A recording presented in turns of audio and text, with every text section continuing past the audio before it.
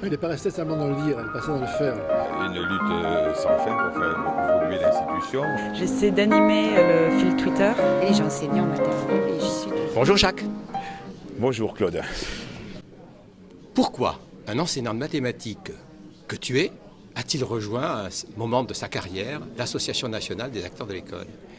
Alors, c'est pas le professeur de mathématiques qui a rejoint l'ANAE, c'est l'ami de Michel Loricière. L'ami de Michel et de Christian Loricière. Bon, alors cet ami-là, il n'a pas rejoint l'ANAE uniquement parce qu'il était l'ami de Michel Loricière. Il l'a fait aussi parce que peut-être cette association porte quelque chose de particulier. Oui, mais finalement... c'est la même chose. C'est pareil, parce que c'est une communion d'idées, de valeurs partagées avec des amis qui fait que je suis là, oui, et Bon, que j'y reste. D'ailleurs. Alors maintenant, tu as une fonction importante dans cette association, tu es secrétaire national. Ça signifie quoi? Tu fais quoi comme secrétaire national?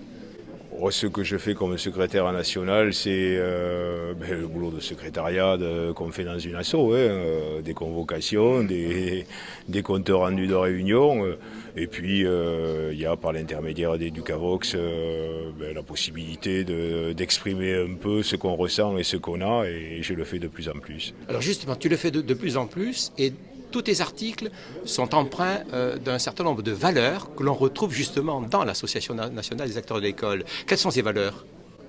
Ces valeurs, c'est les valeurs de la République, c'est les valeurs que je fais aussi vivre dans mon militantisme au sein de la Ligue de l'enseignement.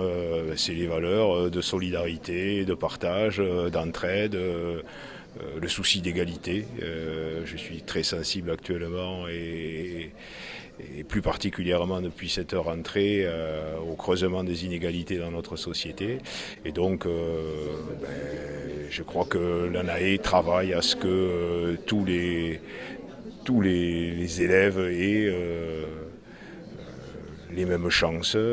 Ça a été l'un des thèmes qui sont récurrents, on va le voir dans ces commémorations des 20 ans, ce besoin, ce souhait d'une éducation pour tous.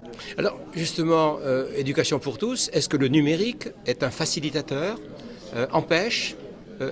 Quel est ton point de vue sur la place du numérique dans cette égalité des chances que tu souhaites pour tous les jeunes et je pense que tous les citoyens de notre pays? Eh bien justement, je crois qu'on est en une croisée des chemins. Là, on est sur un vrai enjeu. C'est incontestablement une chance parce que le numérique, c'est la culture partout, c'est le savoir partout. Mais ça ne sera le savoir pour tous et la culture pour tous que si on veille à ce que ça ne constitue pas aussi un creusement des inégalités. Parce que ça peut l'être. Le matériel, effectivement, il est de plus en plus accessible.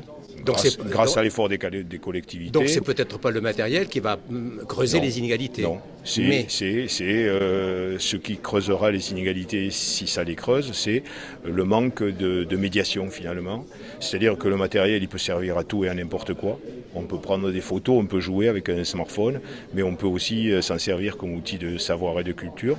Mais s'il n'y a pas derrière une curiosité créée, un besoin de savoir créé et des premières pistes, des premières clés données pour accéder à ce savoir et à cette culture, ça ne se fera pas. C'est-à-dire que c'est la première utilisation, l'utilisation facile, l'utilisation immédiate qui va primer. Et